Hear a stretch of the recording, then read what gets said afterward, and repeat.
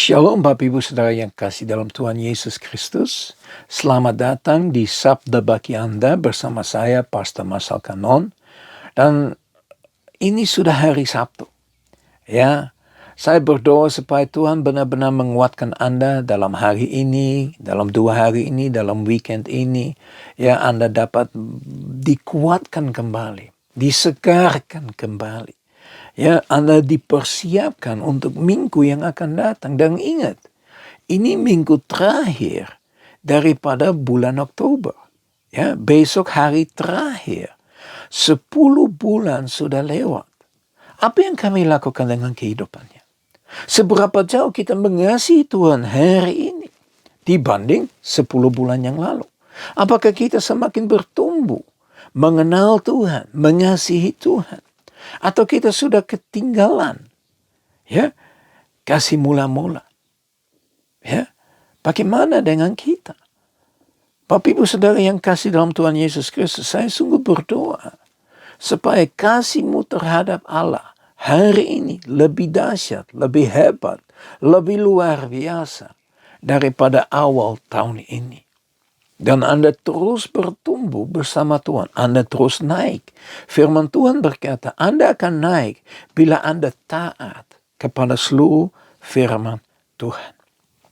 Nah, dalam minggu ini kita bicara tentang beberapa firman Tuhan dari Perjanjian Baru yang pasal 3 ayat yang ke-16. Ya, kita hari Senin mulai dengan Yohanes 3:16, kemudian kita ke Markus 3:16. Habis itu kita ke Lukas 3:16.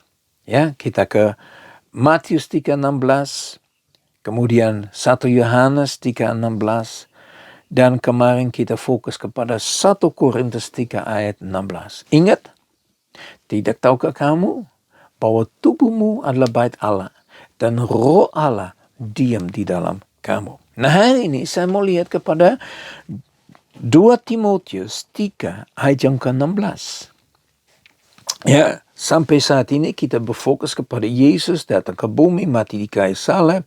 Ya, dia bangkit, sebelumnya dia dibaptis, dia mengalami Roh Kudus, dan semua itu yang kami sudah bahas di dalam ke-5 ayat yang kita sudah baca, dan juga tentang pribadi. Ya, nah hari ini kita lihat sesuatu yang luar biasa. Di dalam 2 Timotius pasal yang ketiga ayat yang ke-16 dikatakan begini. Segala tulisan diilhamkan Allah memang bermanfaat untuk mengajar, untuk menyatakan kesalahan, untuk memperbaiki kelakuan, dan untuk mendidik orang dalam kebenaran. Nah, Bapak Ibu Saudara yang kasih dalam Tuhan Yesus Kristus, kita harus tahu bahwa firman Tuhan, ya, terdiri dari 2 perjanjian. Perjanjian lama ada 39 buku. Di perjanjian baru ada 27 buku. Ya, kalau dihitung bersama berarti 66 buku yang ditulis. Ya, ditulis oleh 40 penulisnya yang berbeda, dalam zaman yang berbeda. Tetapi kalau kita benar-benar menyelidiki, ya, kalau tidak ada perjanjian lama, perjanjian baru tidak akan ada. Anda coba renungkan berapa sering Anda sebetulnya menemukan firman Tuhan yang dicantumkan di perjanjian lama. Ada sinkronisasi, ada kerjasama antara kedua perjanjian, ya, dan ini sangat amat penting. Itu yang pertama. Yang kedua, bahwa firman Tuhan, ya, Kejadian sampai Wahyu 66 buku diilhamkan oleh Allah.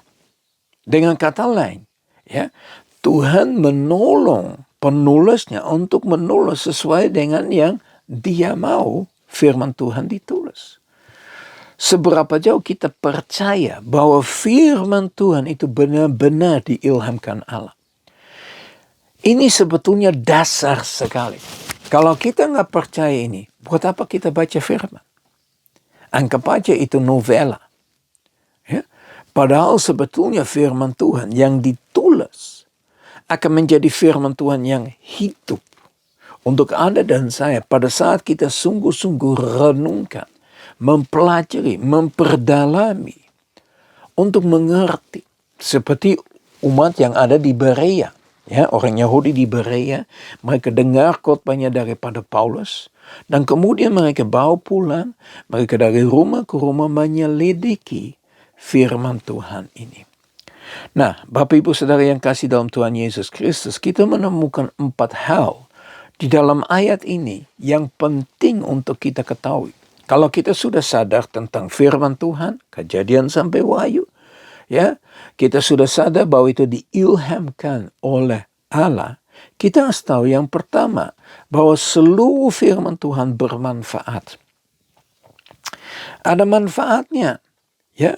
Kalau kita mau bertumbuh secara rohani, kita harus semakin mendalami, ya, firman Tuhan. Dikatakan pertama, manfaat yang pertama apa? Untuk mengajar. Firman Tuhan kita dapat pakai untuk mengajar kebenaran itu. Kalau kita baca di dalam Efesus ada 5 jawatan. 5 jawatan ada supaya mereka itu mengajar firman Tuhan. Supaya orang-orang akan bertumbuh.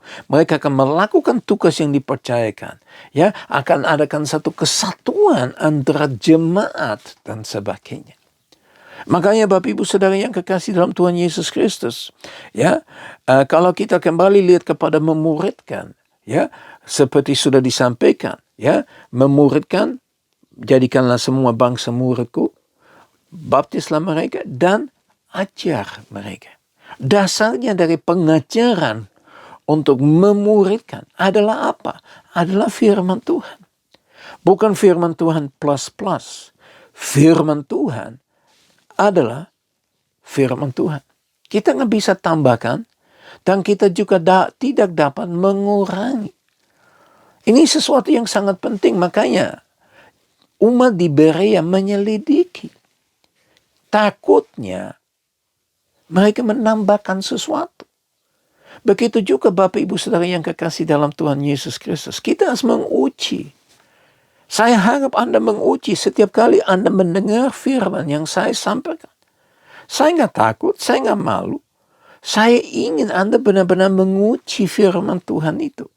Supaya firman Tuhan itu akan berkenan di dalam hati Anda. Itu yang pertama.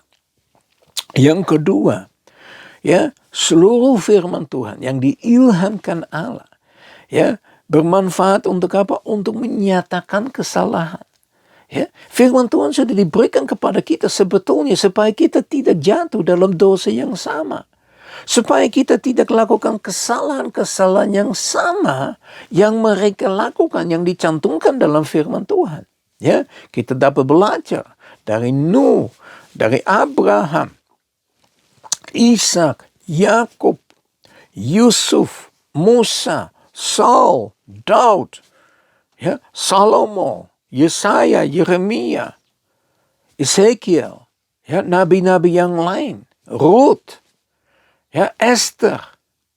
Ya, kita dapat belajar dari murid-muridnya Yesus sendiri, Petrus dan Yohanes, tapi juga dari Paulus.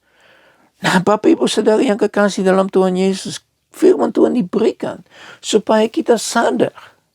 Dan kalau kita sudah sadar akan kesalahan atau dosa yang kita lakukan, kita tinggal minta ampun. Dan Bapa itu di surga adil. Dan dia pasti mengampuni semua dosa kita. Jangan begitu Anda mendengarkan sesuatu tentang kesalahan-kesalahan dan Anda langsung frustrasi. Anda langsung kesal. Mari benar-benar dengar. Bila kita dengar firman, kita dengar apa yang Tuhan ingin sampaikan. Ya, memiliki telinga yang haus dan lapar kepada Roh Kudus. Ya, he who has an ear, let him hear. Ya, siapa yang bertelinga, mari mendengarkan apa yang Roh Kudus ingin sampaikan. Ya, bila ada teguran, bersyukurlah kepada Tuhan. Karena Tuhan mau bawa Anda keluar dari jalan salah. Untuk mengembalikan Anda kepada jalan yang benar. Yang ketiga, ya, memperbaiki kelakuan. Kita kan sempurna, Bapak Ibu Saudara yang kasih dalam Tuhan Yesus Kristus. Saya percaya sampai mati pun kita tetap belajar. Saya semakin sadar, walaupun saya sudah sering belajar, bahwa saya dari awal saya terima Yesus belajar terus.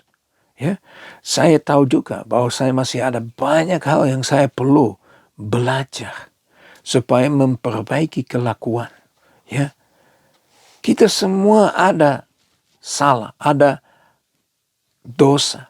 Ya, itu sudah menjadi DNA. Sudah tertanam di dalam hati kita. Dan itu harus dicabut. Yang harus dicabut itu akarnya. Akarnya dari segala kelakuan yang tidak benar. Itu harus dicabut. Dan harus diubah dengan benih yang baru. Dan yang keempat. Untuk mendidik orang dalam kebenaran. Ya, kebenaran yang ditunjukkan oleh Allah Bapa. Oleh Yesus Kristus. Yesus adalah kebenaran.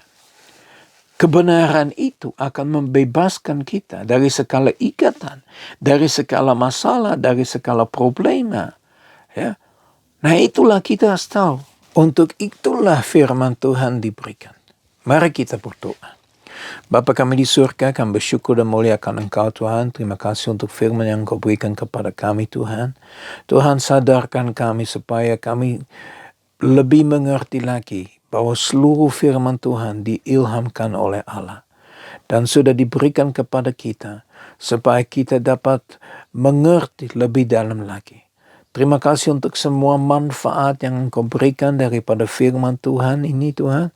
Dan Tuhan tolong kuatkanlah kami untuk semakin belajar, semakin memperdalami, semakin merenungkan, semakin menyelidiki firman-Mu Tuhan. Supaya firman-Mu menjadi hidup di dalam seluruh aspek kehidupan kami. Kuatkan, teguhkan hati kami untuk tetap berfokus kepada Engkau. Untuk tetap berjalan sesuai dengan rencana dan kehendak-Mu Tuhan. Biar nama-Mu dimuliakan, ditinggikan dan diakukan. Segala puji, hormat, syukur kami kembalikan kepada Engkau. Dan dalam nama Tuhan Yesus Kristus kami sudah berdoa. Haleluya. Amin. Sekali lagi Bapak Ibu Saudara yang kasih dalam Tuhan Yesus Kristus. Ingat, firman Tuhan diilhamkan Allah untuk manfaat bagi Anda dan saya. Mari kita mencari manfaatnya itu. Mari kita merenungkan supaya kita menemukan manfaat daripada firman Tuhan. Ya, biar hari ini Anda sungguh mengalami Tuhan lebih dahsyat lagi. Biar berkat dari Allah Bapa, kasih yang sempurna di dalam Yesus Kristus, persekutuan yang manis dengan Roh Kudus menyertai kita semua mulai saat ini. Ya, kita lebih lagi mengalami Tuhan dalam seluruh aspek kehidupan. Shalom, sampai ketemu hari Senin. Tuhan Yesus memberkati.